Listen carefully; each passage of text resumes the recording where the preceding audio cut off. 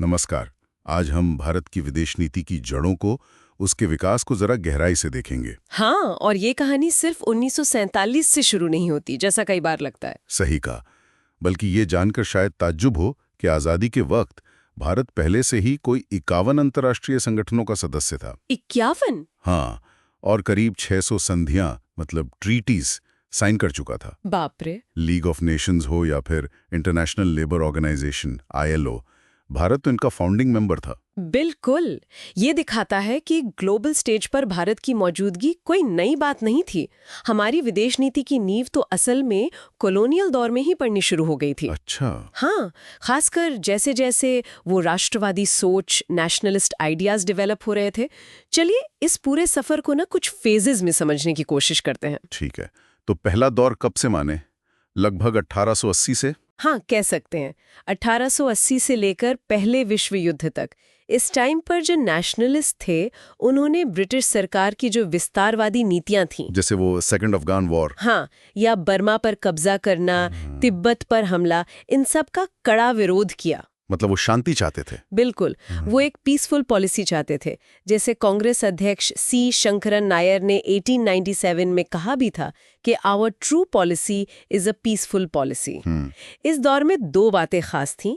एक तो साम्राज्यवाद का विरोध, मतलब एंटी इंपीरियलिज्म। हाँ, वो तो स्वाभाविक था। और दूसरी चीज थी एशिया के दूसरे देशों के साथ एक जुड़ाव महसूस करना, एक तरह की पैन एशियन फीलिंग। अच्छा, ये पैन एशियनिज्म। हाँ, जैसे राष्ट्रवादियों ने बर्मा पर कब्जे की निंदा की, जापान जिस तरह से इंडस्ट्रियली डेवलप हो रहा था, उससे प्रेरणा भी ली। लेकिन आलोचना भी की। हाँ बिल्कुल, जब चीन में वो आए होतवान विद्रोह, जिसे बॉक्सर विद्रोह भी कहते हैं, उसको दबाने में जापान ने भूमिका निभाई तो उसकी आलोचना भी हुई।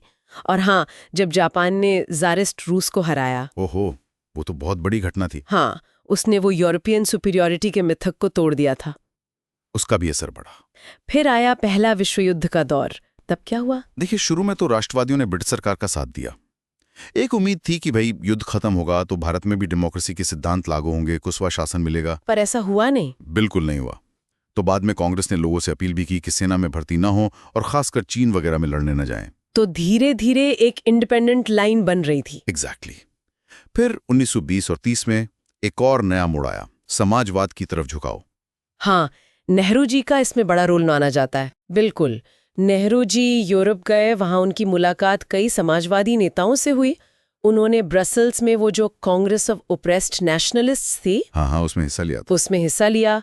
लीग अगेंस्ट इंपीरियलिज्म की एग्जीक्यूटिव काउंसिल के सदस्य भी बने और उन्होंने सोवियत यूनियन का दौरा भी किया, जिससे वो काफी प्रभावित हुए। अच्छा।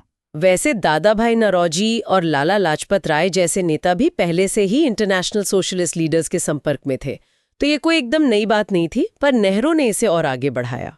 और फिर 1936 के बाद फांसीवाद का खतरा बढ़ने लगा। फैसिज्म। हाँ। और राष्ट्रवादियों ने इसे भी साम्राज्यवाद की तरह ही देखा, मतलब कैपिटलिज्म का ही एक हिस्सा माना। तो उन्होंने विरोध किया होगा। जोरदार विरोध किया। दुनिया भर में जहां भी फांसीवाद के खिलाफ संघर्ष चल रहा था, उसका समर्थन किया, चाहे वो इथियोपिया हो, स्पेन हो, चीन हो या चेकोस्लोवाकिया। सब जगह। हाँ, 1939 में त्रिपुरी कांग्रेस सेशन हुआ। उसमें तो बाकायदा ब्रिटिश नीति से खुद को अलग किया गया, क्योंकि ऐसा माना गया कि ब्रिटेन फांसीवाद का तुष्टीकरण कर रहा है, अपीजमेंट कर रहा है। और चीन पर जो जापानी हमला हुआ, उसकी भी निंदा हुई। और सिर्फ निंदा नहीं, मदद के लिए डॉक्टर अतल के नेतृत्व में एक मेडिकल मिशन भी चीन भेजा गया था। अच्छा, मेडिकल मिशन भी गया। जी। और एक और मुद्दा था फिलिस्तीन का, पैलेस्टाइन का। उस पर भी कांग्रेस ने फिलिस्तीनियों का समर्थन किया। हाँ। लेकिन ये भी कहा, सहानुभूति यहूदियों के प्रति भी जताई। हाँ। और कहा कि ये मसला अरबों और यहूदियों के बीच बिना किसी वेस्टर्न इंटरफेरेंस के सुलझना चाहिए और फिलिस्तीन का बंटवारा नहीं होना चाहिए।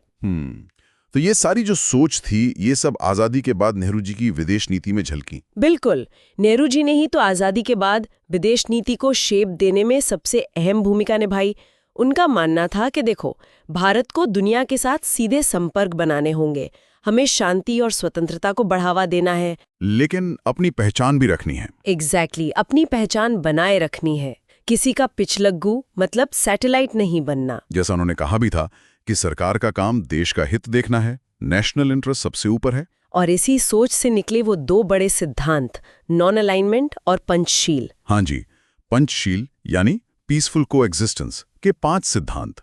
ये पहली बार फॉर्मली अप्रैल 1954 में सामने आए। वो भारत चीन तिब्बत व्यापार समझौते में? हाँ, उसके प्रियम्बल में 5 सिद्धांत थे।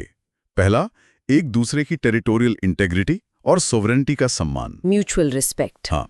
दूसरा, आपसी नॉन अग्रेशन।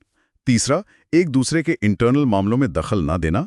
चौथा, समानता और आपसी लाभ, मतलब इक्वालिटी एंड म्यूचुअल बेनिफिट। और पांचवा, शांतिपूर्ण सह अस्तित्व, पीसफुल कोएग्जिस्टेंस। ये 5 सिद्धांत। हाँ, और इसमें एक दिलचस्प बात है। क्या कि ये जो पंचशील शब्द हैं और इन सिद्धांतों को इस तरह से फॉर्मुलेट करने का क्रेडिट काफी हद तक चीनी प्रीमियर चाओ एनलाई को जाता है। अच्छा, मुझे लगा ये भारत की देन है। देखिए, चाओ ने दिसंबर 1953 में भारतीय डेलीगेशन से बातचीत में इन्हें पहले चीन की फॉरेन पॉलिसी के 5 सिद्धांत बताया था, लेकिन उस समय जो भारत के विदेश मंत्रालय में थे टीएन कॉल, उन्होंने इसकी अहमियत समझी। उन्होंने नेहरू जी को बताया और फिर भारत के जोर देने पर जून 1954 में नेहरू और चाओ के जॉइंट स्टेटमेंट से ये दुनिया भर में मशहूर हुए। तो भारत ने इसे ग्लोबल बनाया। हाँ, कह सकते हैं। बाद में ये बंडुंग कॉन्फ्रेंस का आधार बने, यूएन में भी रेफर हुए और नॉन अलाइंड मूवमेंट यानी नैम का भी एक तरह से आधार बने। अच्छा, अब आते हैं नॉन अलाइनमेंट पे, गुटनिरपेक्षता। जी, ये क्यों जरूरी था उस समय? देखिए, जब भारत आजाद हुआ, दुनिया कोल्ड वॉर के दौर से गुजर रही थी। हाँ, 2 सुपर पावर, अमेरिका और सोवियत संघ। बिल्कुल, और दुनिया इन्हीं 2 खेमों में बटी हुई थी। अब भारत जैसे नए नए आजाद हुए देशों के लिए किसी एक गुट से जुड़ने का मतलब था अपनी स्वतंत्रता फिर से खो देना, एक तरह से। हाँ, अपनी फॉरेन पॉलिसी डिसाइड करने की आजादी चली जाती। एग्जैक्टली। तो नॉन अलाइनमेंट का मतलब था कि हम किसी भी मिलिट्री ब्लॉक से, सैन्य गुट से नहीं जुड़ेंगे, लेकिन हम तटस्थ यानी न्यूट्रल भी नहीं रहेंगे। अच्छा, ये फर्क समझना जरूरी है। न्यूट्रलिटी और नॉन अलाइनमेंट में क्या फर्क है? हाँ, ये बहुत अहम है। देखिए, न्यूट्रलिटी या तटस्थता ज्यादातर युद्ध के समय होती है और वो पैसिव होती है, निष्क्रिय। आप बस किनारे खड़े देखते हैं। जबकि नॉन अलाइनमेंट, गुट निरपेक्षता, ये शांति और युद्ध दोनों समय में एक एक्टिव भूमिका निभाने की बात करती है। अंतर्राष्ट्रीय मुद्दों पर मेरिट के हिसाब से अपनी राय रखना, अपना स्टैंड लेना। मतलब चुप नहीं रहना है। बिल्कुल नहीं, आवाज उठानी है। तो 1961 में बेलग्रेड में पहली नैम समिट हुई। इसके लिए 5 मुख्य क्राइटेरिया तय किए गए थे कि कौन सदस्य बन सकता है। और इसके पीछे बड़े लीडर्स थे। हाँ, 5 प्रमुख नेता माने जाते हैं। युगोस्लाविया के टीटो, मिस्र के नासिर, घाना के नक्रूमा, इंडोनेशिया के सुकर्णो और भारत के नेहरू।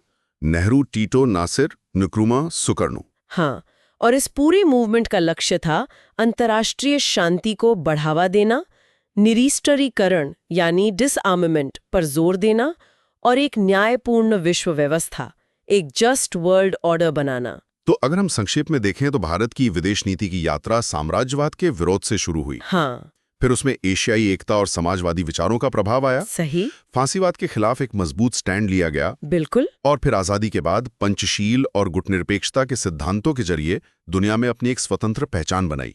एकदम सही कहा आपने। ये सिद्धांत उस समय की जो जरूरतें थीं, जो ग्लोबल माहौल था, उसके हिसाब से बने थे। हाँ, उस कॉन्टेक्स्ट में ये बहुत जरूरी थे। बिल्कुल। लेकिन आज दुनिया कितनी बदल गई है। वो कोल्ड वॉर का दौर नहीं रहा, पावर इक्वेशंस बदल गए हैं। सही बात है। तो ऐसे में ये सोचना जरूरी हो जाता है कि ये जो मूल सिद्धांत थे, पंचशील हो या गुटनिरपेक्षता, इनकी आज क्या प्रासंगिकता है, क्या रेलेवेंस है? ये एक बड़ा सवाल है। हाँ, क्या गुटनिरपेक्षता जैसा विचार आज भी भारत के लिए उतनी ही मायने रखता है या उसके मायने बदल गए हैं? ये सवाल यकीनन सोचने लायक है। बिल्कुल। इस पर आगे भी बात हो सकती है। आज के लिए इतना ही रखते हैं। ठीक है।